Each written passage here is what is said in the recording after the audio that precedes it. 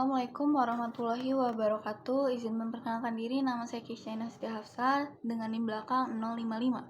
Di sini saya akan memaparkan tugas esai saya UAS yang berjudul Mengurai Benang Kusut Etika Pemerintahan, Pelajaran serta Tantangan dari Korupsi Bansos. Nah, pemerintahan yang baik atau good governance itu merupakan konsep yang tidak hanya menekankan efisiensi dalam pelaksanaan tugas dan juga tanggung jawab, tetapi mengedepankan penerapan standar etika yang tinggi. Nah, di Indonesia, lingkungan birokrasi dan politik itu kerap diwarnai dengan konflik kepentingan, tekanan politik, dan juga lemahnya sistem pengawasan, termasuk dalam permasalahan pelayanan publik yang seringkali menjadi penghalang dalam upaya menegakkan akuntabilitas. Nah, akibatnya pelanggaran moral dan etika dalam sektor pelayanan publik ini kerap terjadi.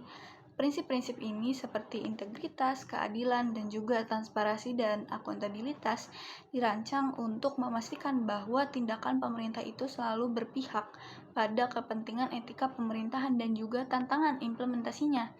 Etika pemerintahan mencakup prinsip-prinsip moral yang menjadi pedoman bagi pejabat publik dalam menjalankan tugas dan juga tanggung jawabnya.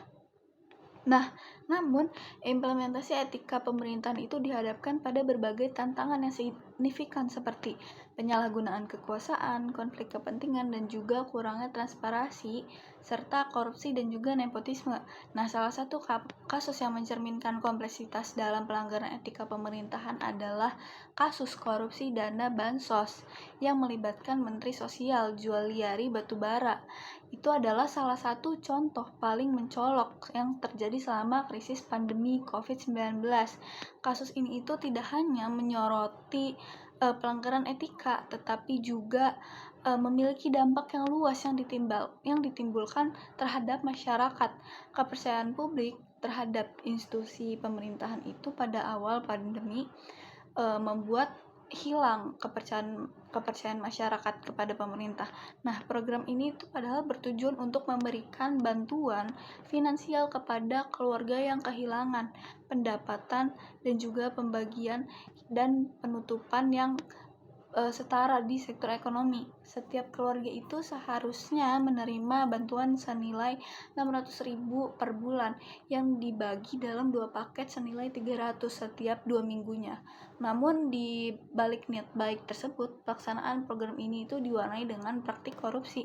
Nah, Juliari Batubara yang menjabat sebagai Menteri Sosial dari PDIP ini terlibat dalam pengaturan pengadaan paket sembako dengan cara yang tidak transparan dan juga penuh dengan kepentingan pribadi. Nah, pada Desember 2020 itu KPK melakukan operasi OTT kepada Juliari dan beberapa pejabat Kementerian Sosial lainnya. Nah, investigasi ini mengungkapkan bahwa Juliari menilai suap sebesar 17 miliar dari rekanan penyediaan sembako. Suap ini diberikan oleh perusahaan-perusahaan yang ditunjuk untuk menyediakan paket sembako, yang dimana sebagian besar dari mereka itu memiliki hubungan yang dekat dengan Juliari dan juga pejabat lainnya. Nah, penyelidikan ini menunjukkan bahwa anggaran untuk pengadaan sembako itu dipotong sehingga hanya anggaran kecil yang dialokasikan yang hanya sekitar 50% yang digunakan untuk membeli barang-barang kebutuhan pokok, sementara sisanya itu digunakan untuk suap dan juga kepentingan pribadi. Kasus ini menyoroti adanya konflik kepentingan yang signifikan gitu. Hal ini memperburuk kondisi ekonomi masyarakat dan juga meningkatkan ketidakpuasan publik terhadap pemerintah. Selain itu, kasus ini merusak kepercayaan masyarakat terhadap pemerintah. Nah, Juliari Batubara ini hanya divonis dengan hukuman 12 tahun penjara serta denda 500 juta. Nah, banyak orang yang beranggapan bahwa hukumannya ini tidak setimpal dengan dampak yang ia berikan kepada masyarakat. Nah, ketidakpuasan masyarakat terhadap kinerja pemerintah ini seringkali memicu protes dan juga demonstrasi.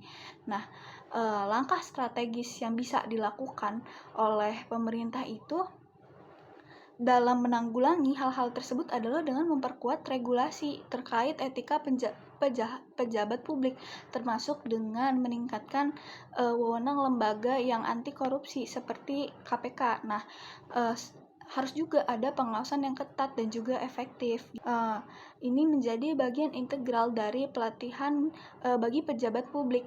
Program ini tuh memang bertujuan untuk meningkatkan kesadaran tentang pentingnya integritas dan akuntabilitas dan juga tanggung jawab. Pemerintah itu memang harus memastikan bahwa proses pengambilan keputusan itu dilakukan secara terbuka, dapat diawasi oleh masyarakat, serta sehingga peningkatan partisipasi dalam pengawasan dapat membantu mencegah terjadinya pelanggaran etika di berbagai sektor. Nah, penegakan hukum yang tegas dan konsisten ini memberikan efek jera bagi para pelanggar etika. Kurang lebihnya mohon maaf. Wassalamualaikum warahmatullahi wabarakatuh.